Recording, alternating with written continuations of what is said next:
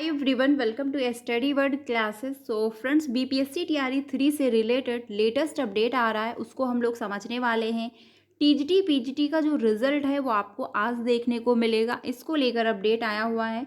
साथ ही document verification के लिए जो है अभ्यर्थी तैयार रहें, इसको लेकर भी इंफॉर्मेशन जो है आ रही है।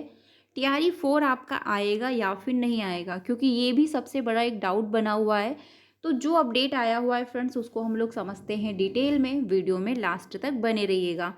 अपडेट ये देखने को मिल रही है कि साक्षमता टीआरई 3 व जो है एचएम काउंसलिंग के लिए जो काउंसलिंग की जो तिथि थी वो जो है बदली, यानी कि साक्षमता परीक्षा टीआरई 3 और आपका हेड मास्टर टीचर की जो काउंसलिंग की डेट अनाउंस कर दी गई थी बीपीएससी की तरफ से, जो शेड्यूल जारी कर दिया गया था वो जो है रद्द कर दिया गया है और नई डेट जो है वो निर्धारित की गई हैं।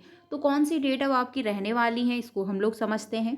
जो है साक्षमता बीपीएससी टीआरई 3 और जो है हेडमास्टर काउंसलिंग की तिथि में बदलाव किया गया है। 16 की जगह अब जो है 23 दिसंबर से टीआरई 3 की काउंसलिंग होगी।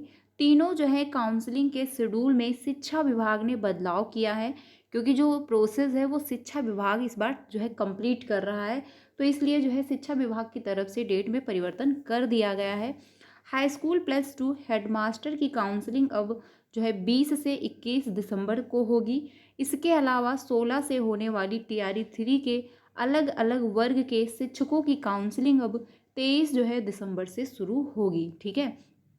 प्राथमिक शिक्षा निर्देशक पंकज कुमार ने निर्देश जारी किया कि 28 दिसंबर तक काउंसलिंग की प्रक्रिया को पूरी कर लेनी है। आयोग की ओर से अनुशंसित अभ्यर्थियों का जिला आवंटन किया जाएगा। इसके साथ ही साक्षरता जो है दूसरे चरण के शिक्षकों की काउंसलिंग 30 दिसंबर से होगी, जो है 7 जनवरी तक चलेगी। साक्षरता जो है दूसरे चरण में जिले समेत सूबे के 66,000 से अधिक शिक्षकों की काउंसलिंग होनी है। पहले इसके लिए जो है 23 दिसंबर से तिथि निर्धारित की गई थी, जिसे जो है यानी जिले में बीपीएससी टीआरई 3 में लगभग 2300 रिक्त हैं। बीपीएससी तीसरे चरण की शिक्षक नियुक्ति के लिए जिले के लगभग 2300 रिक्त भेजी गई है। इसके लिए काउंसलिंग होनी है। हालांकि इस संख्या में बदलाव भी हो सकता है, क्योंकि प्रधान शिक्षकों के पद पर भी जो है जिले से भेजी गई रिक्ति से जो है अधिक संख्या में शिक्षकों की काउंसलिंग जिले में कराई गई है। जिले से प्राथमिक विद्यालयों में प्रधान शिक्षक पद पर 1605 रिक्ति जो है भेजी गई थी। वहीं जो है जिले में 1700 से अधिक शिक्षकों की काउंसलिंग के लिए जो है स्लॉट आवंटित किया गया था। डीओ जो है अजय कुमार सिंह ने बताया कि विभाग के निर्देशानुसार जिला निबंधक जो है परामर्श केंद्र में काउंसलिंग कराई जाएगी। इसके लिए तैयारी जो है शुरू कर दी गई है, यानी कि जो काउंसलिंग आपकी होने वाली है वो डेट फिर से बदलकर अनाउंस कर दी गई है। सबसे अधिक काउंसलिंग होगी साक्षरता जो है दूसरे चरण के लिए। जिले में सबसे अधिक काउंसलिंग जो है साक्षरता दूसरे चरण के लिए रहेगी। साक्षरता दूसरे चरण में जिले से जो है 2687 शिक्षकों की काउंसलिंग होनी है। ये सभी शिक्षक जिले के अलग अलग स्कूलों में पदस्थापित हैं। जिले में हेडमास्टर पद के लिए 305 रिक्ति के तहत काउंसलिंग कराई जाएगी, यानी कि जो है काउंसलिंग के डेट में परिवर्तन कर दिया गया है फ्रेंड्स। अब जो है आपकी जो काउंसलिंग है वो नई डेट अनाउंस की गई है, उसमें जो है होने वाला है। अब अगर बात की जाए रिजल्ट को लेकर, क्योंकि टीजीटी पीजीटी का जो रिजल्ट है वो अभी तक डिक्लेयर नहीं हुआ है और अभ्यर्थी बहुत ज़्यादा परेशान हैं। कुछ अभ्यर्थियों की जो है कमेंट थे कि इसमें कहा जा रहा है ये कि जो मतलब रिजल्ट है वो आज डिक्लेयर हो जाएगा। तो ऐसा देखिए, अभी तक कोई ऑफिशियल अपडेट नहीं आया हुआ है कि रिजल्ट आपको आज देखने को मिलेगा या फिर कल देखने को मिलेगा। लेकिन हाँ, ये जो है 1 से 2 दिन में या फिर 3 दिन में आपको देखने को मिलेगा। बीपीएससी ने फाइनल डेट नहीं दी हुई है और अभ्यर्थी जो है ये मांग कर रहे हैं कि आखिर आप फाइनल डेट जो है अनाउंस कर दें, जिससे जो है एटलीस्ट ये पता हो जाए कि इस डेट को रिजल्ट आने वाला है। लेकिन बीपीएससी की तरफ से कोई भी जो है डेट फाइनल नहीं दी गई है कि इस डेट को रिजल्ट डिक्लेयर होगा। रीज़न यही बताया जा रहा है, रिजल्ट अपलोडिंग का जो प्रोसेस है उसमें क्या है, टेक्निकल इशू होने की वजह से रिजल्ट डिक्लेयर नहीं हो पा रहा है। रीज़न ये भी है कि 50 से ज़्यादा सब्जेक्ट हैं, क्योंकि टीजीटी पीजीटी में बहुत ज़्यादा सब्जेक्ट हैं। इसी की वजह से जो है रोस्टर में भी बहुत लंबा जो है टाइम लगा। उसके बाद रिज़ल्ट में भी जो है बहुत लंबा प्रोसेस हो रहा है।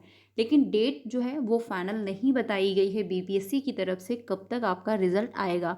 लेकिन फ़िलहाल मैंने जस्ट अभी चेकआउट किया हुआ है, वहाँ पर कोई रिजल्ट को लेकर अपडेट नहीं है।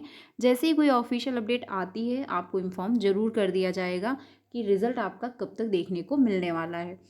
अब बात की जाए जो सबसे इम्पॉर्टेंट है टीआरई 4, क्योंकि अभ्यर्थी टीआरई 4 का भी जो है इंतज़ार कर रहे हैं।